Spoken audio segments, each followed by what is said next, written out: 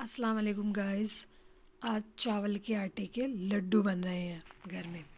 Winter आते ही सबकी लड्डू की डिमांड शुरू हो जाती है। ड्राई फ्रूट्स लड्डू, चावल के आटे के लड्डू, गेहूं के आटे के लड्डू।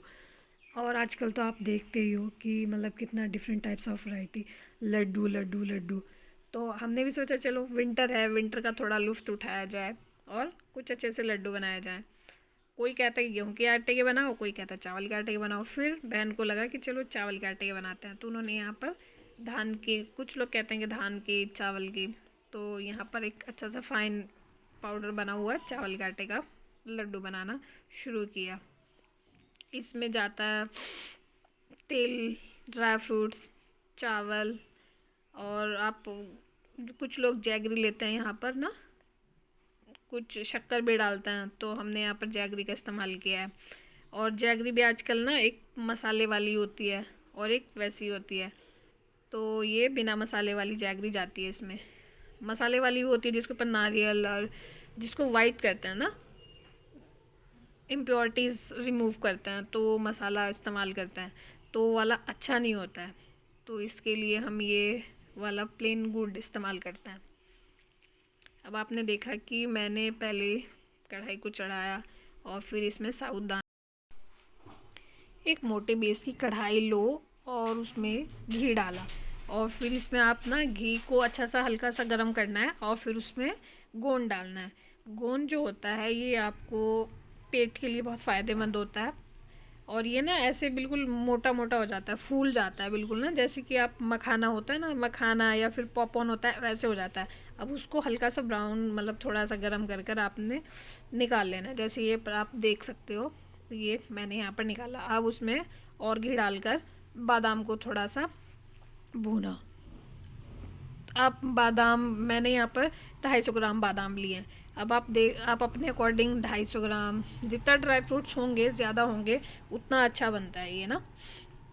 अब यहाँ पर जो नारियल कद्दूकस किया था, ग्रेट हुआ हुआ कोकोनट, आप उसको भी क्या करना है, उसको भी आपने हल्का सा घी में भून लेना है।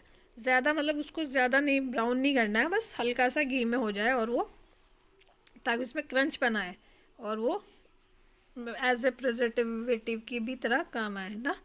अब यहाँ पर जो तिल थे, एक वाइट तिल होता है और एक ब्राउन वाला तिल होता है। तिल आप कोई सा भी ले सकते हो, यहाँ पर हमने ब्राउन वाला तिल लिया है। तिल जो होता है विंटर में आपको वार्म रखता है। अब क्या था, ये मखाना जो जो गोंद है, अब उसको ना एक कटोरी ले लो, और कटोरी के साथ मैंने यहाँ पर क्या किया है, उसको हल्का हल्का सा वो कर लिया है, दरड़ लिया है ना। अब मखाने को भी घी में भूना और फिर उसको ग्राइंड किया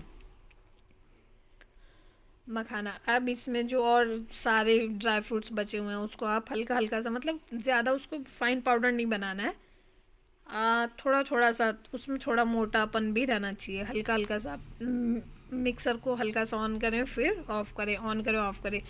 जो रिमेनिंग ड्राई फ्रूट्स हैं उनको भी सबको निकाल लेना है। अब छुआरा, अब ये जो गोंद है उसको क्या कटोरी से जो किया था ना, मैश किया था, उसको भी, भुने हुए तिल, इन सबको अब जो है इकट्ठा कर कर सबको मिक्स करना है अच्छे से ना। क्योंकि ये होता है, अगर आप इनको अच्छे से मिक्स नहीं करोगे तो जब लड्डू बनाओगे तो आप उसमें ना फिर गोली बनने का वो रहता है। और हमें क्या करना है, चमचे से नहीं, और मतलब कोई स्पून या कोई और चीज़ से नहीं करना है, इसको हाथ से करना है। हाथ से एक प्रॉपर मिक्स हो जाएगा ये ना, ठीक है। और थोड़ा ध्यान से भी करना ज़रूरी होता है, क्योंकि ये सब चीज़ें क्या होती हैं, गर्म होती हैं ना, ताकि हाथ को भी बचा कर रखना ज़रूरी है। अब ऐसा भी ना हो कि हम लड्डू बनाएं और हाथ भी जल जाए, ठीक है। तो इन सब चीज़ों का भी ध्यान रखना ज़रूरी होता है। अब एक मोटे बेस का आप पैन ले लो या फिर भिगोना ले सकते हो। यहाँ पर मैंने भिगोना लिया है और उसमें घी डाला। अब जितना गुड़ आपको, यहाँ मैं 1 kg गुड़ का इस्तेमाल कर रही हूँ, ठीक है।